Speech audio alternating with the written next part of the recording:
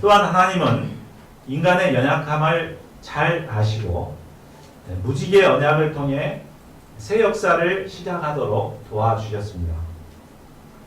이제 하나님의 은혜에 특별한 은혜로 구원을 얻은 노아와 그 가족들은 더욱 깨어 하나님께서 주신 새 역사를 이루어 가야 했습니다. 그러나 안타깝게도 허물과 죄악된 모습을 드러내고 몇 세대 후에는 하나님을 대적하여 바벨탑을 쌓기까지 이르게 되었습니다. 오늘날도 사람들은 하나님을 대적하고 자신들의 이름을 높이고자 여러 바벨탑을 쌓아가고 있습니다. 그러면 하나님께서는 이들의 죄악을 어떻게 다루십니까? 오늘 말씀을 통해 진멸당해야 마땅할 세상을 멸하지 않으시고 바벨탑을 흩으심으로 새로운 기회를 주시는 하나님의 특별한 사랑을 배울 수 있기를 기도합니다. 또한 거대한 죄악의 역사 가운데서도 소수의 믿음의 사람을 키우시는 하나님의 역사 방법을 배울 수 있기를 기도합니다. 8장 18절, 19절을 보십시오. 하나님의 홍수 심판이 끝나고 세월이 흘러서 방주에서 나온 노아와 세 아들들을 통해 사람들이 온 땅에 퍼지게 되었습니다. 노아는 농사를 시작하게 되었습니다. 하나님의 심판으로 모든 피조물들이 이제 땅속에 다 묻혔잖아요. 그러니까 그게 거름이 돼가지고 얼마나 기름졌겠습니까? 그래서 아주 농사가 잘 되었을 것 같습니다. 노아는 포도나무를 또 심었는데 이것이 얼마 안 가서 탐스러운 포도송이가 주렁주렁 열렸습니다. 그러면 풍성한 포도 수확을 거둔 노아는 어떻게 했습니까? 21절을 보십시오. 포도주를 만들어서 마시고 취하였습니다. 그리고 장막 안에서 벌거벗었습니다. 어떤 학자들은 노아가 벌거벗었다는 것이 바로 성적인 타락과 연관해서 말하기도 합니다. 어찌됐건 노아는 이제 허물과 약점과 수치를 보였습니다. 이전의 노아의 모습은 어떠했습니까? 이전의 노아는 온 세상이 육체가 되어 음란을 행할 때 그는 하나님과 동행하며 의롭게 살았습니다. 사람들이 자신을 미친 사람 취급했지만 의의 복음을 증거하며 충성스럽게 끝까지 방주를 완성하였습니다. 그런데 지금은 그때에 비해서 얼마나 살기 좋은 시대가 되었습니까? 주변에 악한 사람들은 모두 사라졌기 때문에 자신을 갈구는 사람이 없었습니다. 또 손자 손녀들도 많아져서 그 재롱을 보면서 이렇게 재미있게 시간을 보냈을 것입니다. 또 농사도 아주 잘 되고 풍족했습니다. 이처럼 평안하고 풍요로운 시간들이 계속되자 그는 포도주를 즐겨 마시게 되었습니다. 처음에는 한두 잔 마시는 것이 무슨 죄가 되겠는가 생각했을 것입니다. 그러나 한 잔이 두 잔이 되고 또 한 병이 두 병이 되었습니다. 나중에는 술을 마시지 않으면 잠을 잘 수가 없을 정도가 되었습니다. 점점 필름도 끊기기 시작하고 극기하는 자식들이 보는 앞에서 수치를 드러낼 정도까지 되어버렸습니다. 물론 술을 먹는 것이 죄가 되지는 않습니다. 그러나 문제는 술에 취하게 되면 허물과 죄를 범할 수 있기 때문에 문제가 되는 것입니다.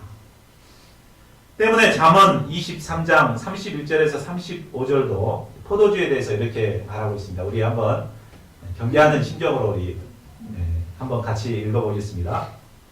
시작. 포도주는 붉고 잔이 더 만져지며 순하게 내려가나니 나는 그것을 보지도 말지어다. 그것이 마침내 뱀같이 물 것이요 독사같이 쏠 것이며 또 내 눈에는 괴이한 것이 보일 것이요 내 마음은 구부러진 말을 할 것이며 너는 바다에 누운 자 같을 것이요 돛대 위에 누운 자 같을 것이며 내가 스스로 말하기를 사람이 나를 때려도 나는 아프지 아니하고 나를 상하게 하여도 내게 감각이 없도다. 내가 언제나 깰까 다시 술을 찾겠다 하리라. 예, 포도주가 바로 이런 것입니다. 예, 술술 넘어가기 때문에 참 맛있게 먹죠. 저도 어렸을 때 포도 과수원을 해가지고 집에서 아주 맛있는 포도주들을 많이 담궜거든요. 한 잔 먹으면 그렇게 달콤하고 맛있더라고요. 근데 홀짝홀짝 먹다 보면 이게 술술 들어가가지고 이제 취하게 되죠. 그래서 술이 취하게 되면 처음엔 나가 술을 먹었지만 술이 나를 이제 쏘고 삼키게 되죠. 그래서 술에 취하게 되면 해괴한 것들이 보이게 됩니다. 그 술집 아가씨들이 막 아리따운 아가씨로 보이고 또 물에 둥둥 떠다니는 것처럼 기분이 아주 좋습니다. 또 무엇보다 술은 고통을 잊게 해줍니다.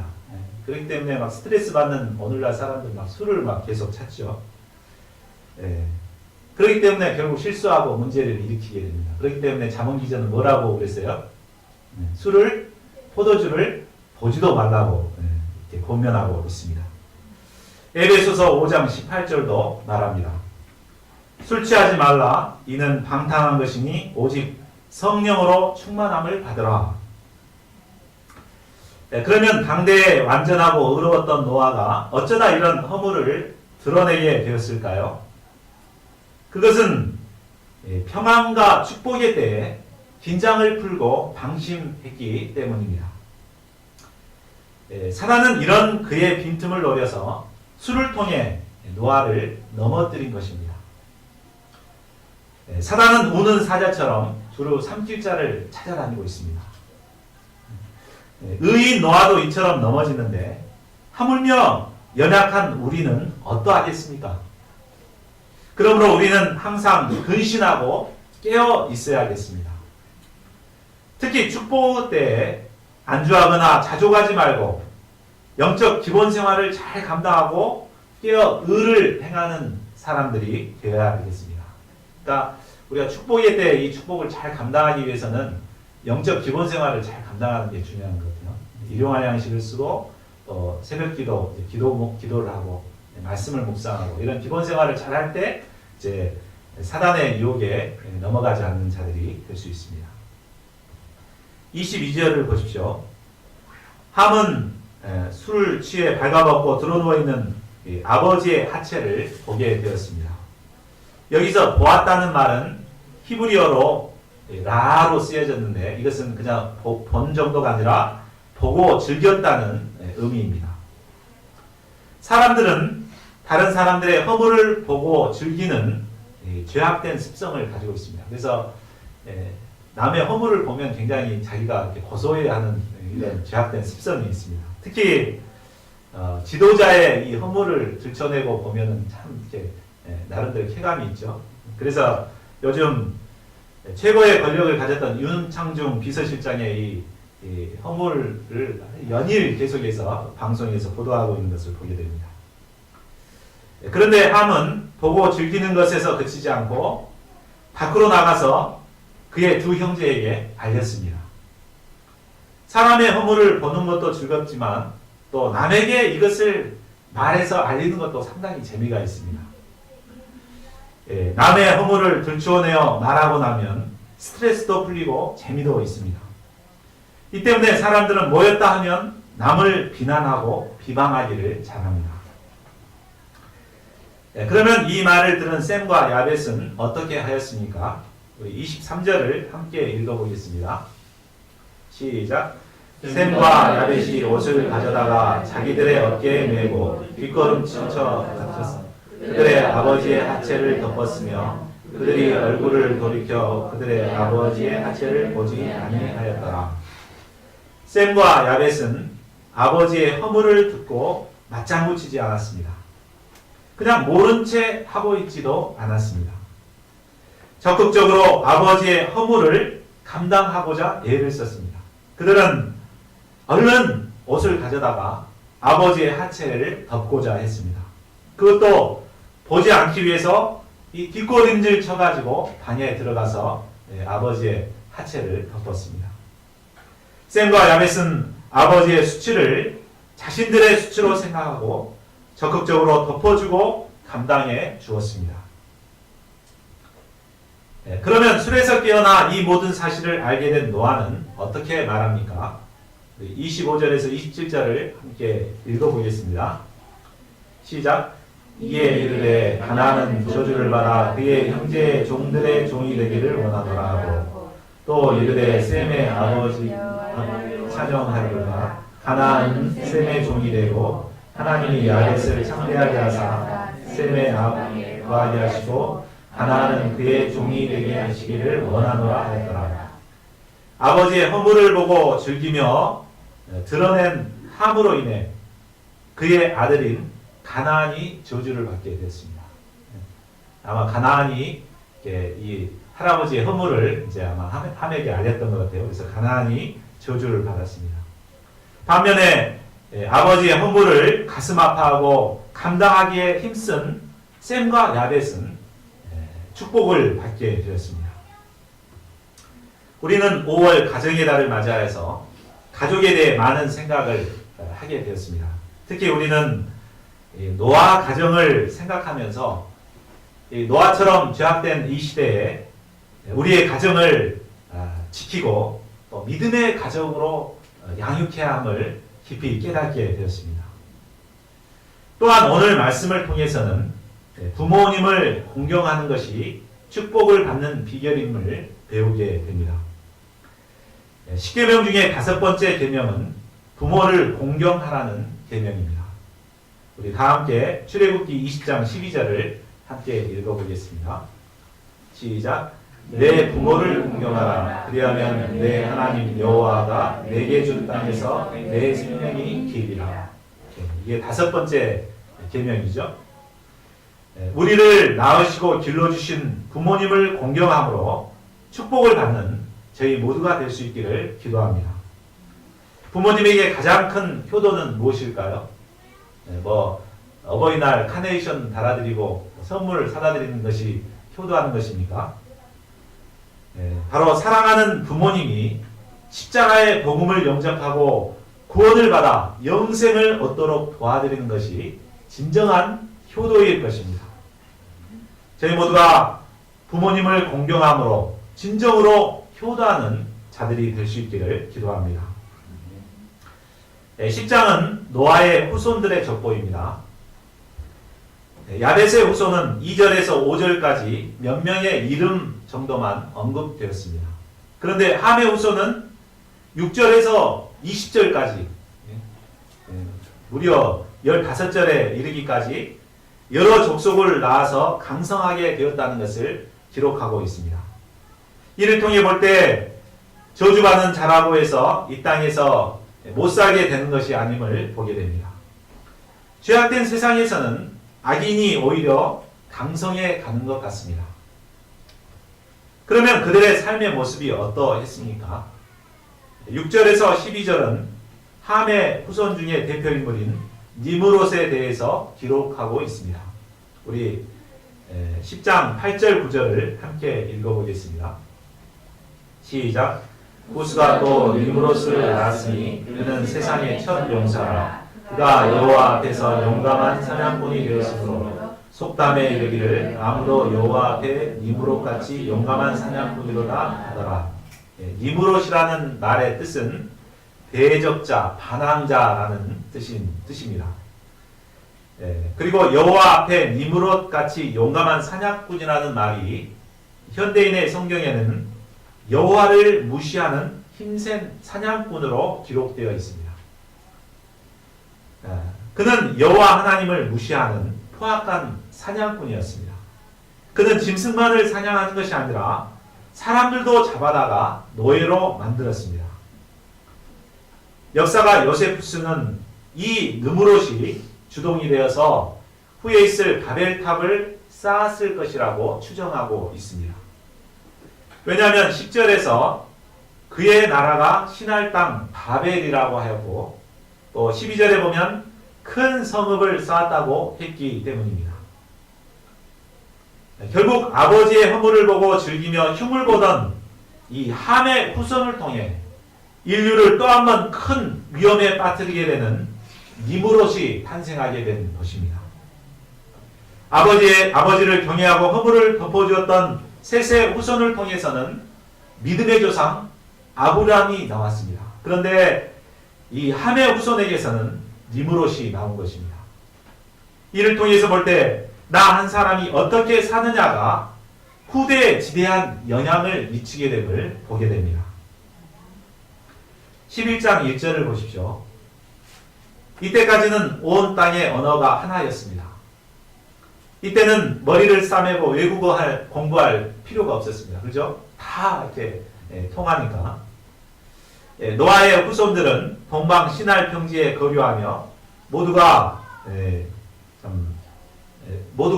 합심하여 동의하는 한 가지 일을 도모하게 되었습니다. 우리 3절과 4절을 같이 읽어보겠습니다. 시작. 서로 말하되 자 벽돌을 만들어 견고히 굽자 하고 이에 벽돌을 돌을 대신하며 역청으로 진흙을 대신하고 또 말하되 자 성과 탑을 건설하여 그 탑 꼭대기를 하늘에 닿게 하여 우리 이름을 내고 온 지면에 흩어짐을 면하자 하였더니 벽돌은 인류 역사상 획기적인 발명품 중에 하나였습니다. 이전까지 돌과 흙으로만 건축했기 때문에 높은 성을 쌓는다는 것은 불가능했습니다. 그런데 흙을 불에 구워서 벽돌을 만드는 기술을 개발하게 되었습니다. 그들은 이 신기술을 이용해서 큰 건물을 만들어 하늘에까지 닿게 하고자 했습니다. 그들이 진흙을 대신해서 역청을 쓰고자 한 것을 보면 아마 노아 때와 같은 큰 홍수를 염두에 둔 것 같습니다. 그래서 물이 들어오지 않도록 방수를 철저히 해가지고 아무리 큰 홍수가 와도 그 안에서 이렇게 버틸 수 있도록 만들어 둔 것입니다. 그들은 바벨탑을 만들어 하늘에 닿게 하고 이를 통해 자신의 이름을 내고 온 지면에 흩어지는 것을 면하고자 했습니다.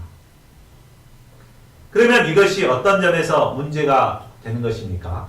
얼핏 생각하면 새로운 기술을 개발해서 이 불가능에 도전하는 것이 그렇게 큰 문제가 되지 않을 거라고 생각하기 쉽습니다. 그러나 이것은 하나님의 주권에 도전하는 심각한 문제였습니다.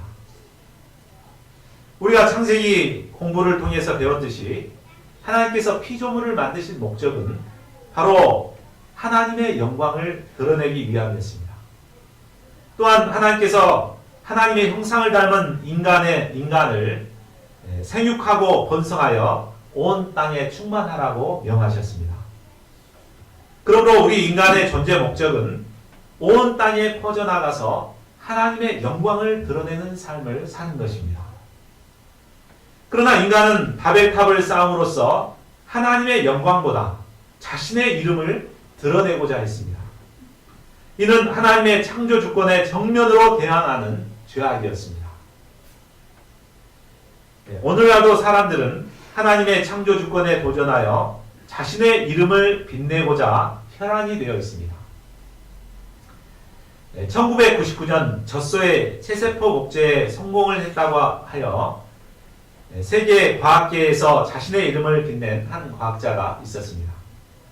그는 2004년과 2005년에도 사람의 체세포를 복제한 배아 줄기세포를 배양하게 되었다고, 성공했다고 사이언스 잡지에 발표했습니다. 그는 또 2005년 8월 스너피라는 개 복제를 성공했다고 네이처에 발표하였습니다. 그는 이로 인해서 자신의 이름 석자를 온 세계에 알리고 세계에 뜨거운 관심을 모았습니다. 그러나 이런 그의 발표는 논문이 조작되었다는 증거들이 속속 드러남으로써 하루아침에 사기꾼으로 전락하게 되었습니다. 그가 누구입니까? 우리가 잘 아는 황그석 박사입니다. 만일 그가 자신의 이름을 드러내고자 하는 마음을 내려놓고 겸손히 과학 발전에 이바지하고자만 했더라면 그는 아마 존경받는 과학자가 되었을 것입니다. 다른 과학자들보다 내 이름을 먼저 내야 된다고 하는 그런 생각 때문에 거짓으로 이렇게 조작해서 발표를 먼저 한 것이죠. 그래서 이제 사기꾼이라는 누명을 오명을 쓰게 되었습니다. 그러나 그는 아직도 정신을 못 차리고 지난 5월 10일에는 내셔널 지오그래픽을 통해서 매머드를 복제하겠다고 큰 소리를 치고 있습니다. 또한 인간들은 흩어지지 않고 똘똘 뭉쳐서 하나님을 대적하고자 합니다. 사람들이 왜 뭉치기를 좋아할까요? 심리학자들의 말에 의하면 사람들이 집단을 이루며 악을 도모하는 가장 큰 이유는 바로 집단으로 죄를 행할 때 심리적으로 책임이 분산되기 때문에 죄의식이 줄어들기 때문이라고 합니다. 그렇죠? 여러 사람이 한꺼번에 하면은 그래도 조금 죄의식이 덜어지기 때문에 집단으로 모아서 이렇게 죄를 행하고자 합니다. 그래서 예수님을 십자가에 못 박을 때도 집단으로 막 군중들을 모아서 이렇게 했죠. 이렇기 때문에 사람들은 여러 집단을 이루어 악을 도모하고자 합니다. 동성애자들도 집단을 이루어서 자기 목소리를 높이고 있습니다. 안티크리스찬들도 집단을 이루어 복음을 대적하고 있습니다. 이처럼 사람들은 집단으로 모여 악을 도모합니다. 집단 따돌림을 하고 집단 난투극을 벌이고 집단 성폭행 사건들이 일어나고 있습니다. 그러나 하나님께서는 언제까지나 이런 자들을 가만히 내버려 두지 않으실 것입니다. 그러면 하나님께서는 함께 모여 악을 도모하는 자들을 어떻게 다루고 계십니까? 우리 5절을 보십시오. 여호와께서 사람들이 건설하는 그 성읍과 탑을 보려고 내려오셨습니다. 그리고 그들이 언어가 하나이기 때문에 이 같은 일을 시작하게 되었고 이를 그대로 놔두었다간 걷잡을 수 없는 상황으로 치닫게 될 것을 아셨습니다. 이때 하나님은 소돔과 고모라를 심판하듯 불과 유황을 비같이 내려서 그들을 심판하실 수도 있으셨습니다. 그러나 하나님께서는 어떻게 하셨습니까? 우리 7절과 8절 보십시오. 하나님께서는 그들에게 내려가 그들의 언어를 혼잡하게 하여 서로 알아듣지 못하게 하셨습니다. 언어는 의사표현의 중요한 수단입니다. 그런데 말을 서로 알아들을 수가 없으니 아무것도 함께 도모할 수가 없었습니다. 물이 필요하다고 물을 달라고 그랬는데 삽자루를 들고 오고 벽돌을 달라고 했는데 역청을 가지고 왔습니다. 결국 그들은 의견 대립만 하고 싸우다가 결국 말이 통하는 사람들끼리 모여서 흩어지게 되었습니다. 하나님께서는 바벨탑을 쌓아 자신의 이름을 내고자 하는 자들을 심판하지 않으시고 흩으셨습니다. 이는 하나님의 특별한 은혜요 사랑입니다. 하나님께서는 자기 이름을 내고자 바벨탑을 쌓고 있는 우리를 심판하지 않으시고 여러 가지 문제를 통해 흩으시는 하나님이십니다. 저는 순천 개척 역사를 섬기며 나의 이름을 내고자 하는 바벨탑을 쌓고자 했었습니다. 저는 늦은 나이에 두 번째 개척 역사를 섬기기 때문에 이번에는 정말 빨리 역사를 이루어서 내 이름을 내고 싶은 마음이 있었습니다. 그래서 올해 새학기를 시작하면서 2명의 학생 리더들을 세우고 그들을 중심으로 2개 캠퍼스에서 학생의 역사를 활발하게 이루고 싶었습니다. 구체적으로 봄 MT 수련회를 통해 새함들을 초청하고 이를 기점으로 캠퍼스 모임을 이루어 가고자 계획했습니다. 그리고 2학기 때 되면 그 양들을 통해서 2개 캠퍼스에 동아리 등록 역사를 이루어야 되겠다. 이렇게 나름대로 계획하고 준비하고 있었습니다. 저는 이렇게 역사를 빨리 성장시켜서 많은 사람들에게 인정받고 영광받고자 하는 이런 바벨탑을 쌓고자 했습니다. 그러나 하나님께서는 저의 이 불순한 의도를 아시고 봄 MT 수련회를 통해 서설리 목동의 문제를 드러내게 하심으로 저의 모든 계획을 흩어버리셨습니다. 저는 한동안 자숙의 시간을 가지면서 저의 신앙적 문제를 깨닫고 저의 영광을 드러내고자 하는 내 이름을 드러내고자 하는 저의 죄악을 깨닫고 회개하게 되었습니다. 제가 자신의 영광을 위해 복음 역사를 섬기고자 했던 것을 이 시간 깊이 회개합니다.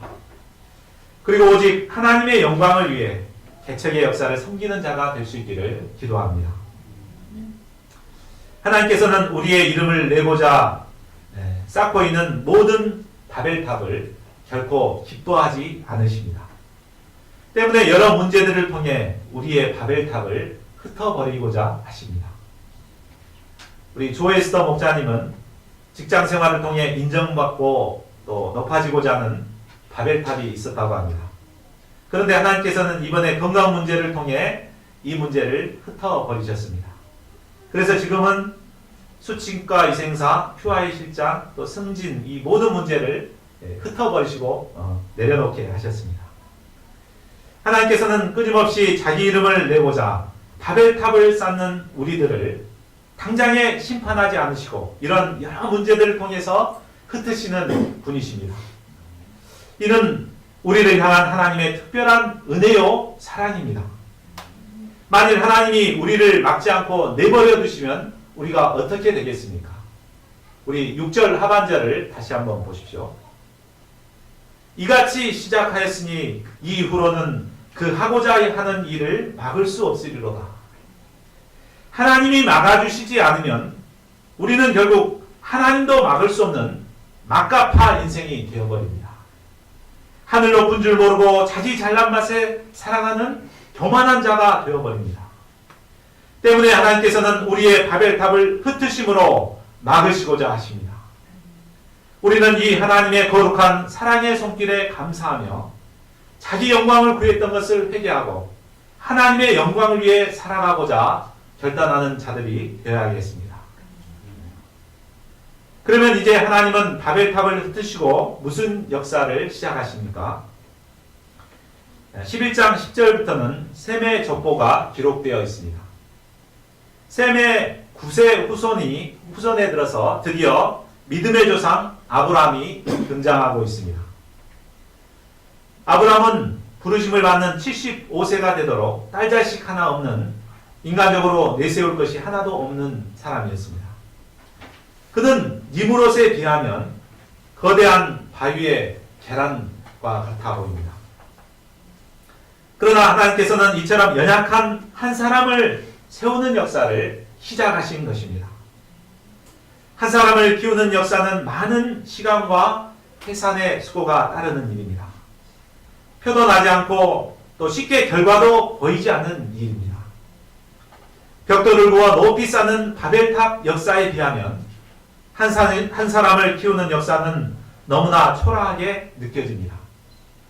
그러나 하나님께서는 이를 통해 인류 구원의 역사를 시작하시고자 하신 것입니다.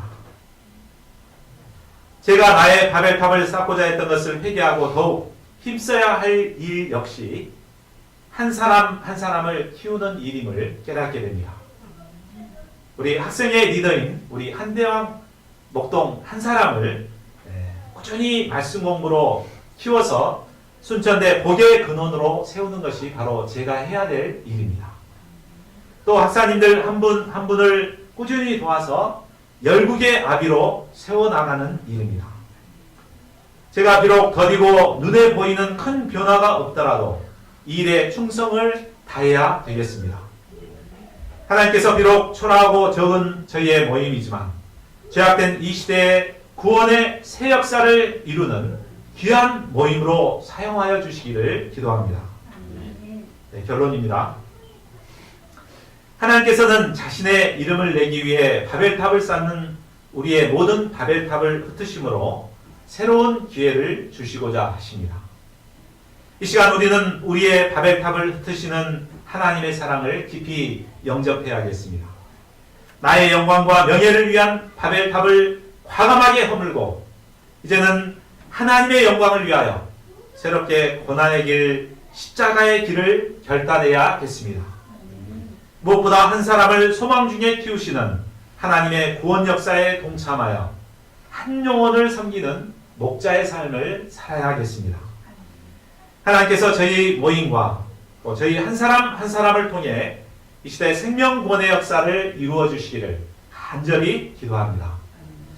네, 요절 말씀 11장 9절을 같이 읽고 기도하고 마치겠습니다. 시작. 그러므로 그 이름을 바벨이라 하니 이는 여호와께서 거기서 온 땅의 언어를 혼잡하게 하셨습니다. 여호와께서 거기서 그들을 온 지면에 것이었더라.